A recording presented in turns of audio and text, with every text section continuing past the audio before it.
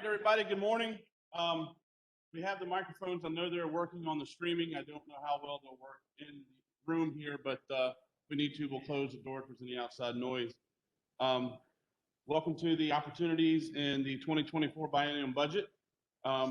Just so everybody's aware, in the past, the evaluation forms you fill out after the conference, you'll be receiving emails for your concurrent sessions. So just please fill those out and send those back in, so we'll continue to provide the sessions that you all would like to hear. With us this morning, please help me welcome Mr. Jim Regimbal. Mr. Regimbal has more than 30 years of experience in state and local budget and tax policy and analysis. He served for 12 years on the staff of the Virginia Senate Finance Committee from 1987 to 1999, where he provided the committee with expertise in tax policy, economic and revenue forecasting, and transportation and finance agency budgets.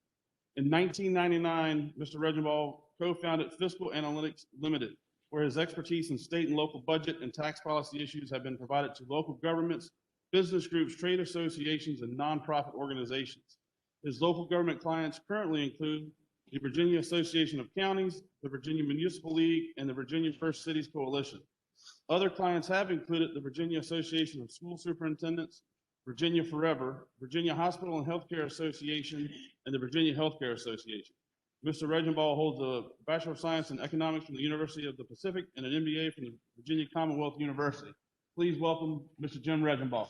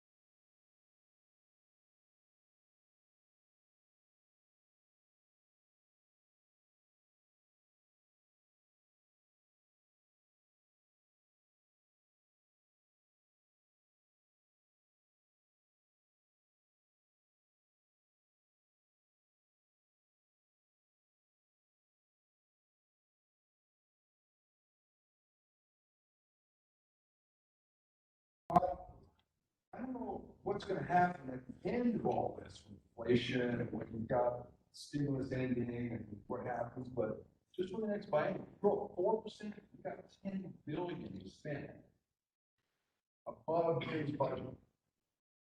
You're not counting the 4 billion to 22. Okay?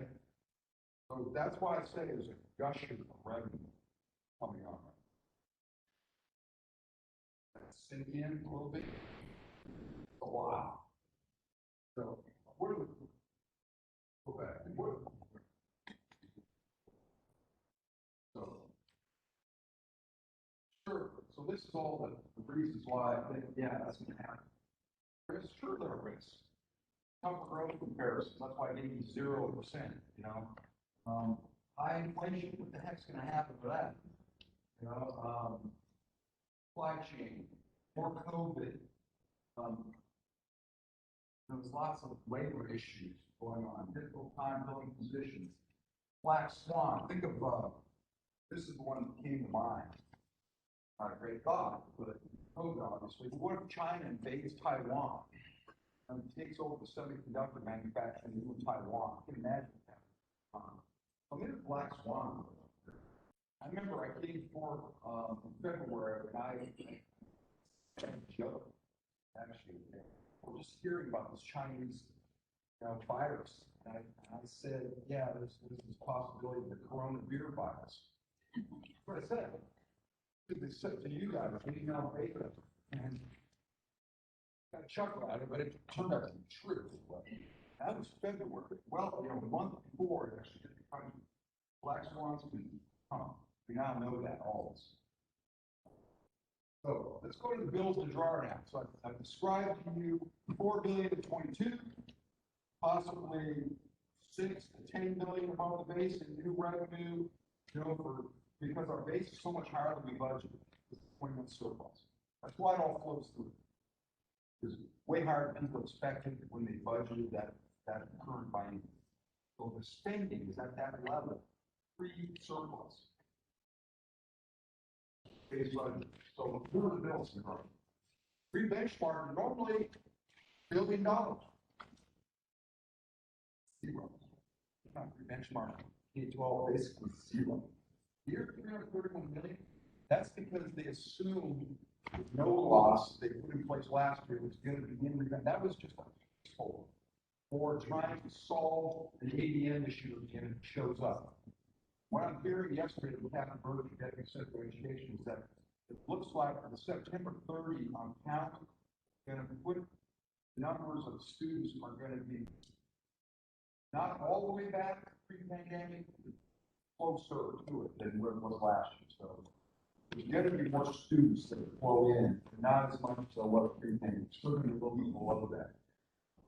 So they've got a placeholder for having to add money for more students. So if you count that, they're going to think there's going to be more sales tax. They haven't put that in yet. There's going to be more lottery revenue. They haven't put that in. Lottery revenues are going like crazy.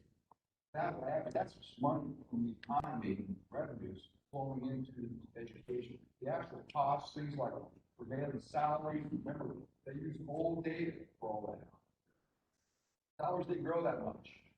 Actually, gifted students, special ed student counts come down, so those costs come down. That's why it's come to basically zero benchmark. The Medicaid, the other big item, usually billions of dollars more spending. They only forecasted, DMAS forecasted 820 million above the base for the next biennium. Remember, I told you they saved 654. That's not the base. That's saving from the base, but above that 600 million savings, 820. That's low, way lower than normal. Managed rates for utilization. So they're going to actually move people out of Medicaid or put their during the COVID pandemic, Congress expanded roles of who could be eligible. Some of those people are going to be removed. The rates are down, managed care rates are down. It's not as much. Remember, think 6 to 10 billion. Now, these are the two big bills normally they have, but not that high. A lot of play, a lot of room for policy changes because of all this money. Imagine. So you're thinking to yourself, great. They can fund building more K-12 spending. Okay? They can also fund tax reductions. teacher retirement. Right, teacher retirement. So I think health and human services take center stage. You heard about state hospitals, step 21, mental health services. Yes, there's always other health and human services that get attention, and there are definitely some. Okay, mental health in particular. Okay, they will need some money. And the other one that talking to my friends in state government is salaries. You know, when you got all this inflation, you got to fund salary. You really should fund salary increases. You know, so it's not just the private sector side. State has to fund salary increases. There's no about law enforcement, pay compression issues across the board. But all state employees, teachers, you know, they've got to pay more for things too in the real world. So there's going to be salary pressures that money's going to spend on schools. And then continuing some of our ARPA commitments from the general funds. That may have to happen too. So, okay. So I kind of mentioned, I don't know when this general revenue is going to end. It will end. It's not going to finish with what? It will end. So we've got a lot of money for this year, probably the next plan, to a certain degree after that. So we might, the General Assembly, and I see Senator Favola walk in, said General Assembly's got to decide, is this one-time revenue for some of this stuff?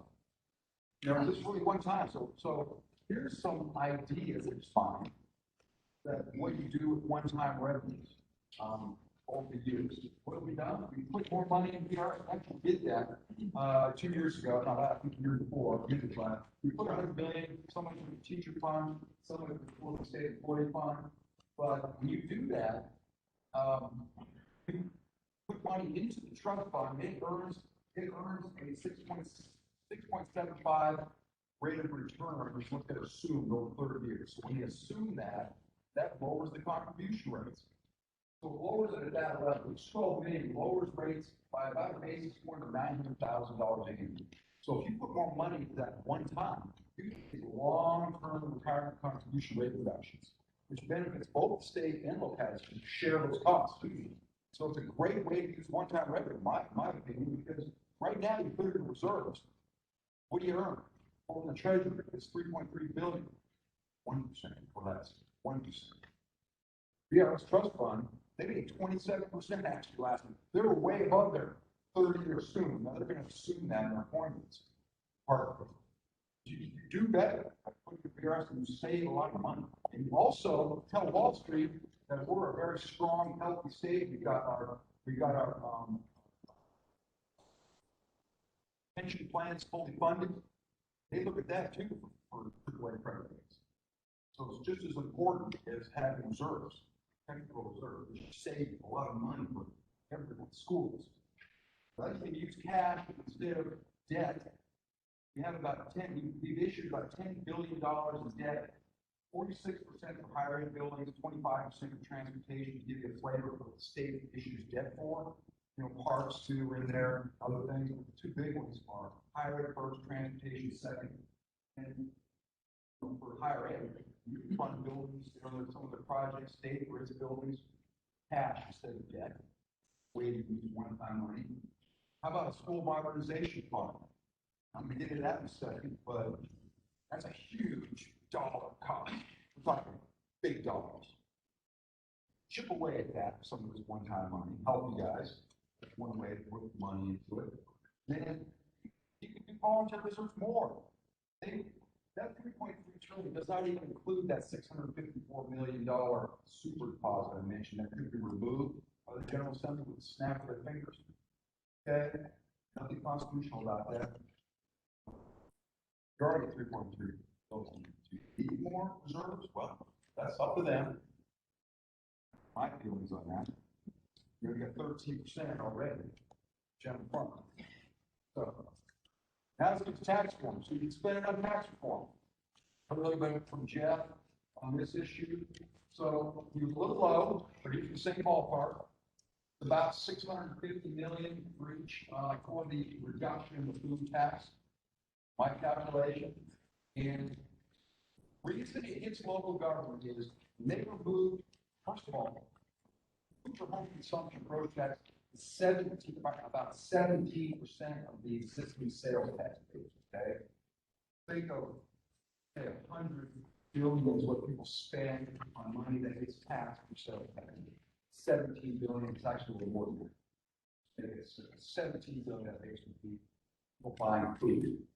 That part, I looked at 70% portion tax at 2.5%. The rest of that sales tax was removed years ago. Okay, so what's left? The reason they left it 2.5%, they didn't want to impact local government. They didn't want to impact transportation. So the 2.5, 1% is the local option, your local option sales tax applied to that base of 17%, and the other is 1% going back to localities and schools or school age population distribution. 2.5 of the 2.5 directly goes to local government. They did that on purpose. General Assembly, when they removed part of it, they left that there. The other half is the Commonwealth Transportation Fund. That's the 2.5, that's 17% of the base. That costs that amount of money. So you can see, so if they were going to do this, I'm not advocating not one way or the other. I'm just saying, if you wanted to make up, one example, school age population distribution loans, right? 320 million or so.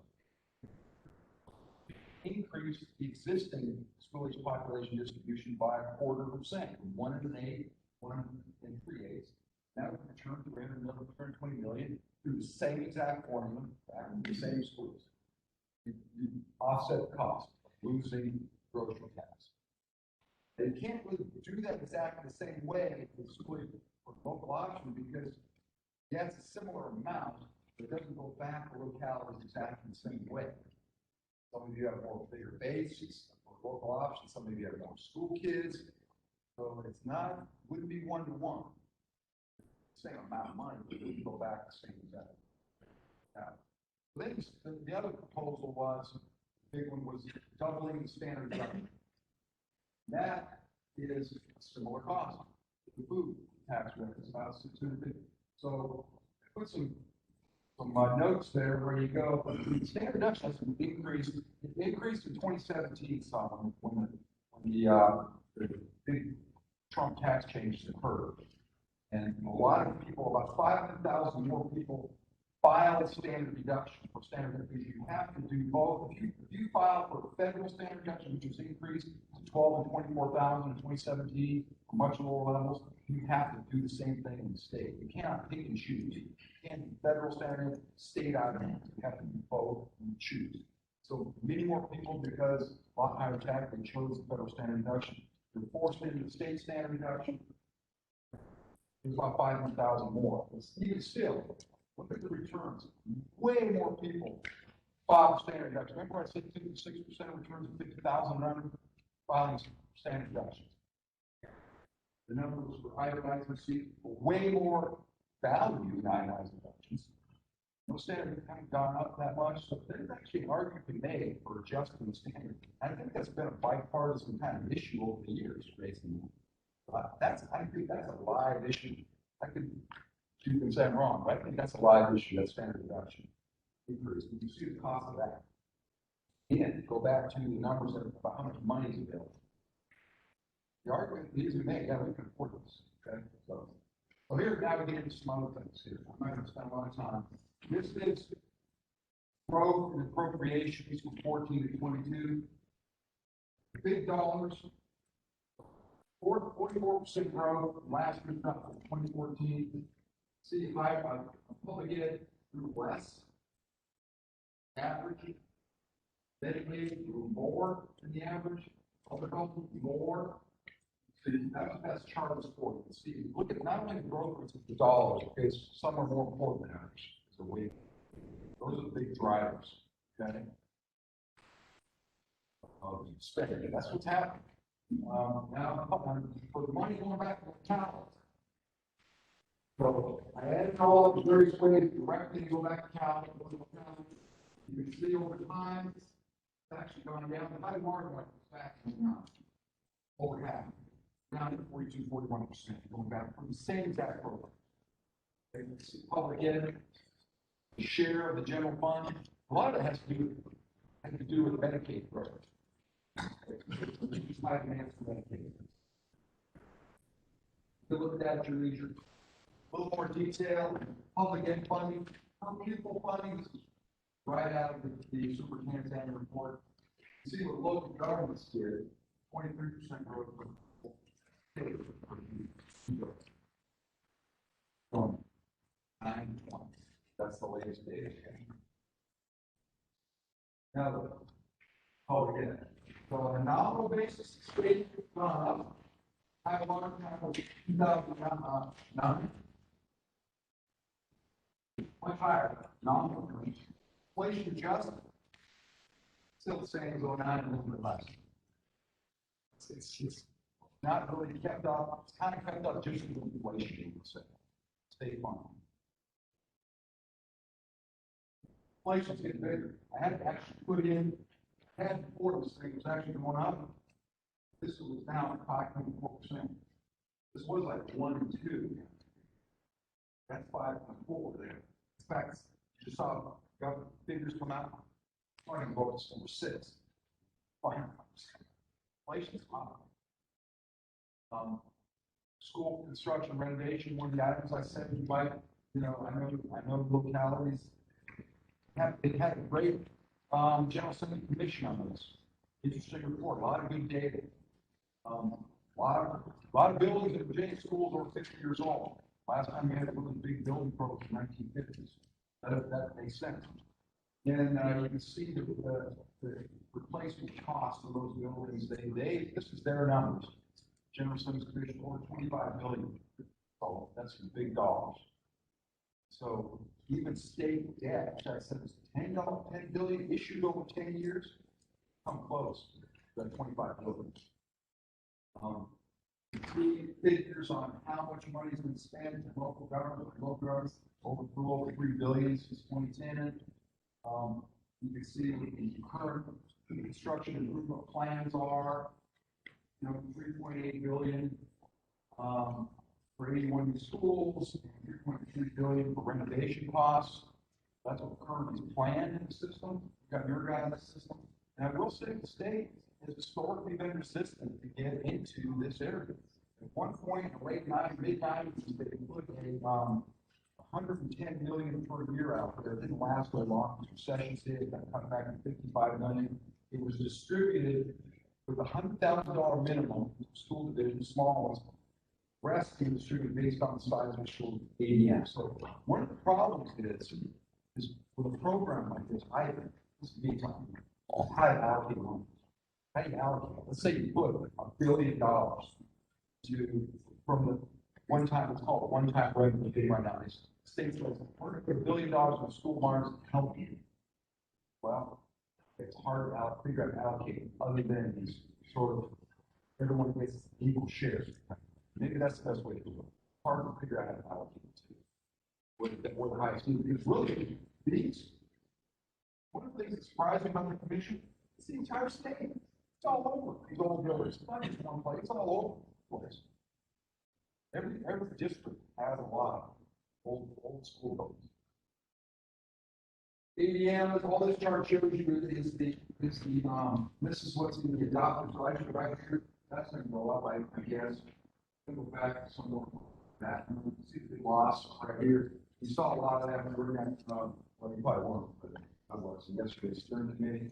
18%. I mean, kindergarten lost 18% of their school. A lot of those parents just didn't send their kids to kindergarten. But there was other grades, particularly first, second, third. They lost more too. There's more in the lower grades lost the most. So probably a lot of that came back, but not all. So let's talk a little bit about school funding now. General Assembly has made improvements last couple of years, especially English language teachers, specialized student support ratio increase, 5% salary increase last year. I do want to talk about that some because I might say it once. Well, I just did research for Jeremy Vaco, looked at all school divisions. The local government provides 56% of the salary. State provides 40%. The reason is because First, the composite index, so part of that is going to be a local match required in the composite. But the other reason is the standards of quality don't cover all the teachers, don't cover all the positions. You pay 100% of that. So it actually turns out, instead of 55-45 state, local, it is the opposite. It's 56-45. I hope you are. So they've done some things. You know, they did the no loss, somebody put some money into K-12. Here's what the board recommends that has not been adopted. This is a readoption of things they had in the past. I think the first year was 2016. They similar kinds of recommendations to enhance standards of quality. The General Assembly defines what the standards of quality are, and they fund that. So I always say the general standards of quality are fully funded as they are defined. So what you have to do is redefine them to actually cover what they're really doing. Redefining the standards. And that's what they did in that previous slide. They redefined standards of quality, they increased specialized student support standards, so on and so forth. This is what the board's proposal to improve the standards of quality. And they've added, they've said you should do it, but they haven't formally proposed it. There's the cost for getting rid of the support category. Okay, so you add all that up, it's about $800 million a year. About $800 million a year. So it's a significant amount of money, 1.6 over 5 million. That's the board. Now, I'm going to talk a little bit about the support cap because I don't think that is going to happen. I've talked to people in legislature and administration about that, and their argument is, well, we have standards for teachers. We don't just use prevailing standards there. Why shouldn't we use a standard for support positions?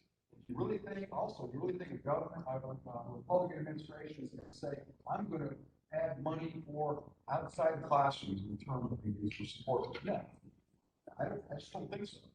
Maybe I'm wrong, but I don't think that issue is going to be an effective appeal to getting rid of support cap. But there's other ways of getting at that. Remove positions that are in the support cap, provide a standard for. One example is technology. There's a lot of technology positions that are included in the support cap. Okay? Because they're support positions. Well, get a standard for technology positions, pay for them in standards of quality, and don't have them as sort of capped support positions. Create a good standard. You can do that for others too. As an example, school nurses, transportation were never in the support cap. They've never been in the support cap. You could remove other positions out of the support category with standards. Give you enough now. So here's the ones that are. These are all that are in the cap. Those are the positions that are in the cap. You can see all this technology sprinkled throughout. That's why I use that as an example. Okay? There's other ways to get around it. It's really just money to you guys. You need more money because you do a lot more than the SOQ pays you. One of the big ones I've identified that makes the most sense to me is teacher aides. Teacher aides are two adults in a classroom these days, I think is critical. So do you. So do your school division. You plug 20,000. Standards of quality is the permanent way to cover this many. They only cover special ed teacher aides and very few kindergarten teacher aides. And very few over a certain amount. So that's what they cover. So guess what? The cost is this. You don't get paid that. Teacher aides. So if you're talking 400 million, look at teacher aides. Get a cut of teacher aides. It's the same amount of money. Okay? Assistant principals, which is a proposal by the board to have a much better standard. It's a similar situation, not quite as big, it's similar. You need assistant principals, you employ them. You employ 2,800, you don't pay for 960. Get a better standard positions, okay? That way, the support cap is not as big an issue. So, the way it's big money. There's lots of other unjust needs that local governments identify. Certainly, salary increase, I highlighted though the fact that If you don't improve the standard of quality, you're going to continue to pay 56%, because you're going to continue to pay for all these uncovered positions, 100%. The more you put them into the standard, the less than 56 drops, because the state will help pay for them, those covered positions. Teachers, we talk about upping the teacher pension liabilities and saving money. Aid of police, that they haven't followed the code. Again, an example, Jefferson, they want, the budget is right, they want. And I work for Senate, did it all the time. Override the code, what we put the budget. 599, to go over the codes and flatline the liabilities, not increase the rate of growth in the general fund. Jail convenience, that's crazy, hasn't been increased in 10 years. I mean, with all the costs, substance abuse, mental health issues in jails, that's an issue that should be addressed. Mental health systems, Marcus Square, step VA needs funding complete. I've got a slide in here about that. I know a big issue with VACO is compensation board staffing standards and pay. That's a big issue for you. So that you like that addressed. There's others around here about more money for elections and public defender salaries. Water needs, there's a lot of money from ARPA and infrastructure bill, so that's very helpful. Plus, we have surpluses, a lot of money goes into WQIF. So I think there's going to be another surplus in 22 because they're never going to forecast what's really going to come in non-holding. We put a cap on that, so that automatically says we're going to have surplus. Unless the general assembly overrides that cap and actually forecasts correctly. They don't want to because it's one-time money. But it will come in as a surplus. Those are some other needs. CFDA, some items there on about 50 million. We're buying it. We need to fully implement CFDA. See the things that have been funded. 6 steps right here. Still need to fund those 3 steps and fully implemented. So that's pressure the budget. And then I put in, someone asked me to put this in, I forget, but the ARPA money, you're probably aware that if you don't meet, if you haven't met that 4.1% revenue growth standard that's in the federal bill, you have like 4 time periods. You can look at that. The first one was 18-month time period to the end of calendar year 20. That goes every calendar year until the end of the 2023. If you don't beat that 4.1% revenue, you consider that lost revenue under the ARPA bill. So you can use that money for anything you spend your money on. Totally flexible, except for your pension center. Other than that, even construction, build a school building. So that's very flexible if you don't meet that 4.1% revenue growth. Same for the state too, for that matter. Then there's another one. There is a provision in the bill that if you have qualified census tract, in other words, low income people in the census tract who need a certain threshold, that's very flexible funding as well. You can spend it in there in a much more flexible manner than you can for other things. So if you have these low income qualified census tracts, there's a lot of spending you can do there as well. It's highly flexible. So recognize that. And then I put in, it's in your hard copy, and I'm sure it's been posted. You can look at what the special session allocated the money on. State, they're 4.2 billion. You can see all the very things that they put money into. That might give you some idea what you want to spend. That's the real reason to put it in there. But you're kind of wondering, where can I spend my money? What can I continue with the state allocation? Any rules apply, essentially. Basically, the same exact rules. How they spend their money, how do you spend their money? So I do not spend their money. You may have a lot more ideas, but put that in to see how you I'll leave it there, leave a little time. Thank you, sir. Questions? Yeah, quick question on the sales tax revenue. We adopted online. Is there any indication of like what the difference is, like 30% you don't have much on that surplus for like online sales versus retail sales? The growth in online sales was tremendous. It was people working on that. rules are place of residence. So that, all places that didn't have to be Walmart, and had to be store, got the county back to where it actually was on the computer.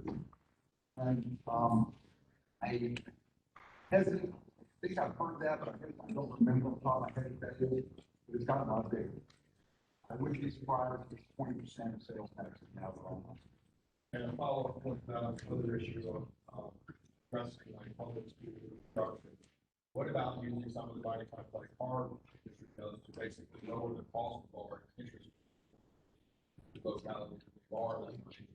They could use some of that money to basically say, borrow money, patents, interest free. That would be a way to incentivize you as money and get those covered. Interest rates are really low right now, but yeah, you can make it lower, 0%, go buy a car, 0%. So that's an idea the state could do. Sure, they could. That was the idea of the literary fund, and to a certain degree, the idea which is not really used anymore right now. BPSA, the idea of that is to lower interest rates for everyone by pooling your projects and then floating it at a better interest rate because it's got a better credit rating. BPSA, so same idea, it's a lower rate. So yeah, you can go further, subsidize everyone of the plan. I details of that would be like to do that. Sounds like a good idea to me, yeah.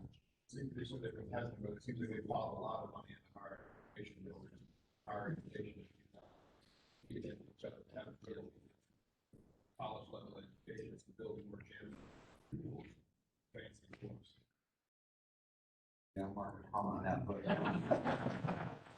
But yes, those are considered state, institutions for the state responsibility. They don't have the local government back there, it's state, and tuition, and parents. So that's why they did what was done. Under tax reform, you touched on a couple of things. You touched on the home consumption, you touched on the potential change in same deduction. What I did hear you say was any probability of a tax refund back to the taxpayer. The governor, Republican control, House of Delegates flush with money. There might be a sentiment of people planning to send it back. I didn't see probability, or can you tell us what your thoughts are on the probability of a tax refund settlement? No, that's a good question, Jeff Shapiro, because, did you guys hear any of that from the young people campaign about a refund?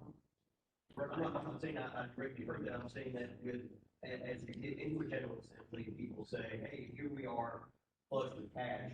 That could come up, and I think I'm hearing you say you're not hearing it, so you have authority that's not wrong. I just didn't put it down, you do the math, there's 4 billion tax returns in Virginia approximately.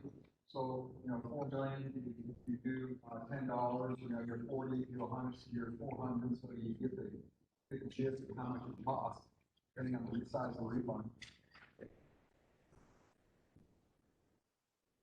Any other questions? Good luck, Senator.